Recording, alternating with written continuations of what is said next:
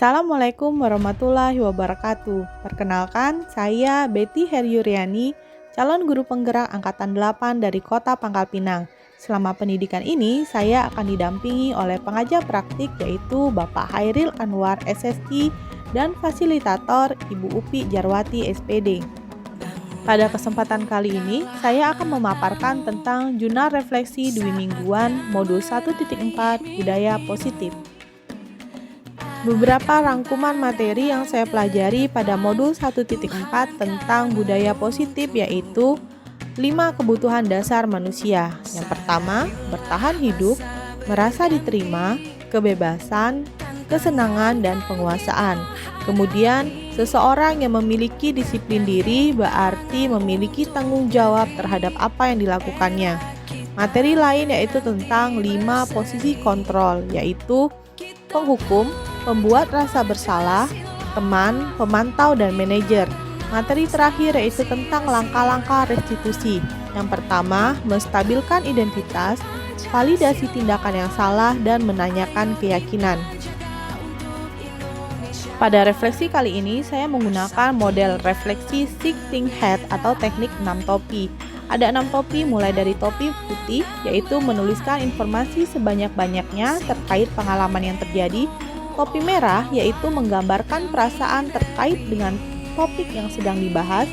Topi kuning, tuliskan hal-hal positif yang terkait dengan topik yang ada.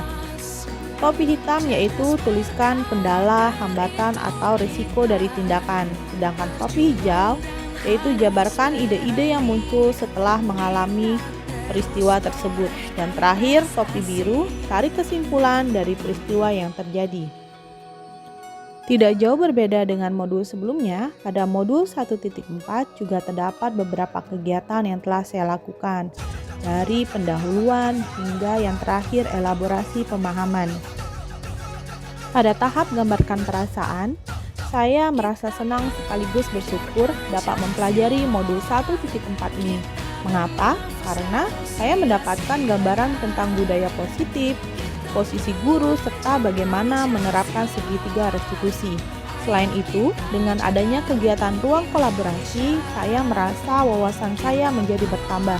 Demikian juga ketika mengikuti pendampingan individu 2. Berdiskusi dan berkolaborasi menjadi hal yang menyenangkan bagi saya. Apa saja hal positif yang saya dapatkan? Hal positif yang saya dapatkan antara lain, saya menjadi tahu bagaimana membuat keyakinan kelas bersama-sama murid.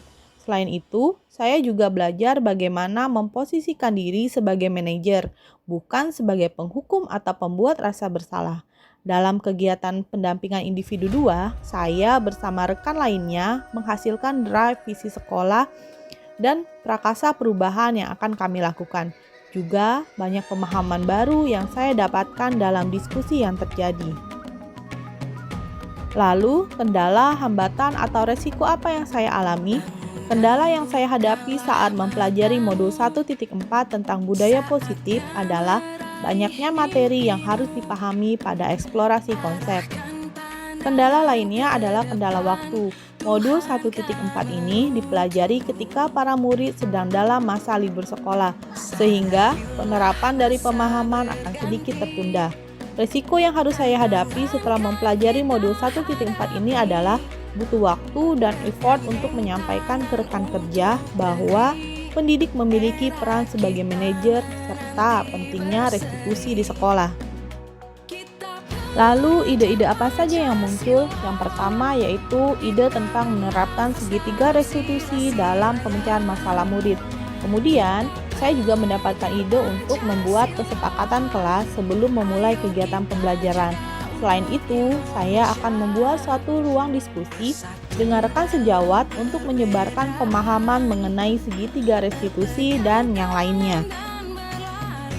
Kesimpulannya, jurnal refleksi ini menjadi tempat untuk mengambil pembelajaran dari kegiatan yang telah saya lakukan. Dan dalam mempelajari modul 1.4 tentang budaya positif, saya menjadi paham bahwa restitusi harus dikedepankan dalam menyelesaikan permasalahan. Yang lainnya yaitu ada 5 kebutuhan dasar yang harus terpenuhi dan perilaku yang tidak baik merupakan bentuk tidak terpenuhinya kebutuhan tersebut. Terima kasih dan semoga bermanfaat bagi kita semua. Salam dan bahagia.